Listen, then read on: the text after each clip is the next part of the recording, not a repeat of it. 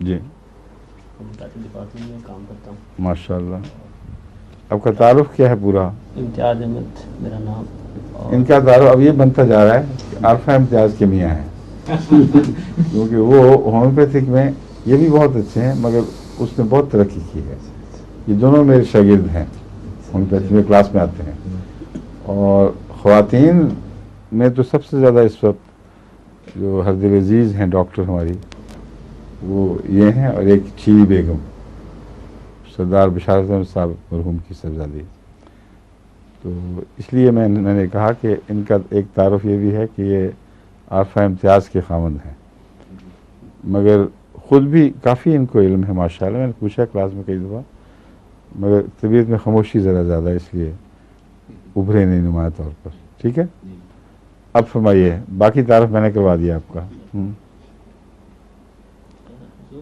ایک حالیہ homeopathy class میں فرمایا تھا، دیکھا آگے ہومیوپیتھی دوائیاں پڑھاتے ہوئے یہ ذکر کیا تھا کہ یہ ملا کے لیے، مولویوں کے لیے یہ علاج نہیں ہے کیونکہ یہ جسمانی بیماریوں کے لیے. ٹھیک ہے، ان کا تو روحانی علاج ہے. ٹھیک ہے، اور وہ اللہ نے کر رکھا ہے. ٹھیک ہے. اس پر حضور اگر روشنی ڈال دیں کون پھر سا علاج؟ وہ تو ڈالی تھی روشنی اس پر. وہاں کون سی بیماری تھی؟ روحانی علاج. نہیں، کس بیماری کے ضمن میں بات ہوئی تھی؟ میں نے کہا تھا کہ بعض ایسے مریض ہوتے ہیں جو اللاجیکل ہو جاتے ہیں، وہ اچھے بھلے معقول پہلے ہوں لیکن جب کسی بیماری کے اثر کسی بیماری کا اثر ہو تو اس کے نتیجے میں وہ پھر ایسی بیہودہ بحث کرتے ہیں کہ آدمی حیران رہ جاتا ہے. اور اس قسم کے ضدی مریضوں کے لیے فلاں دوا ہے، یہ بات کہہ کر میں نے لطیفے کے طور پر کہا کہ آپ یہ نہ سمجھنا کہ ملوں میں بھی یہ دوا اثر انداز ہوگی. ان کی دعا اللہ کے ہاتھ میں ہے. وہ ضد روحانی بیماری کے نتیجے میں ہے اور اس کا اس ہومیوپیتھک میں علاج نہیں ہے. یہ بات تھی. ٹھیک ہے. وہ دوا کیا تھی جس پہ یہ بحث چلی تھی؟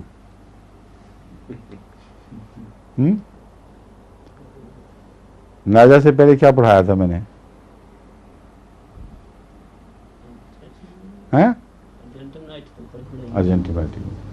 ارجنٹم نائٹریکم دوا تھی جس کے ضمن میں نے یہ بات کی تھی. یہ چاندی کا کمپاؤنڈ ہے جو سلور نائٹریٹ کہلاتا ہے. آنکھوں کی بیماریوں میں ڈاکٹر اس کو پرانے زمانے میں تو بکثرت استعمال کرتے تھے. اس کا سولوشن ککروں وغیرہ میں ہر جگہ آنکھ کے اندر ڈالا کرتے تھے.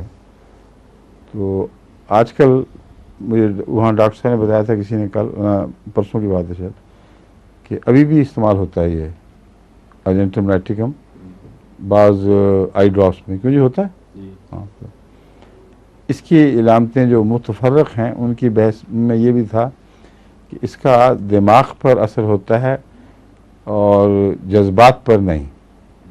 جذبات کی یہ دوا نہیں ہے، وہ کم ہے اس پر اثر، لیکن دماغ کی بعض صلاحیتوں پر بھی اثر انداز ہوتی ہے. آرٹیریوسکلروسس ٹائپ کی بیماریاں اس سے ہو جاتی ہیں.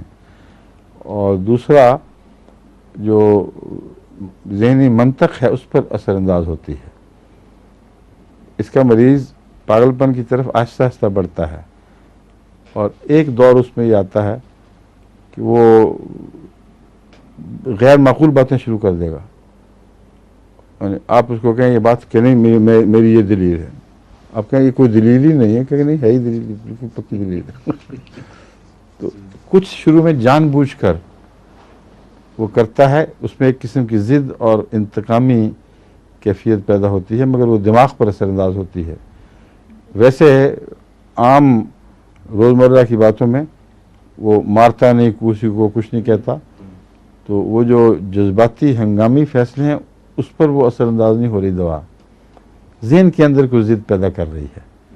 یہ میں ان کو سمجھایا تھا کہ ایسی ذہنی کیفیات جب پیدا ہوں تو ارجنٹم نائٹریکم دوا ہے، لیکن مولوی پہ استعمال نہ کریں کیونکہ اس کی بیماری اور ہے.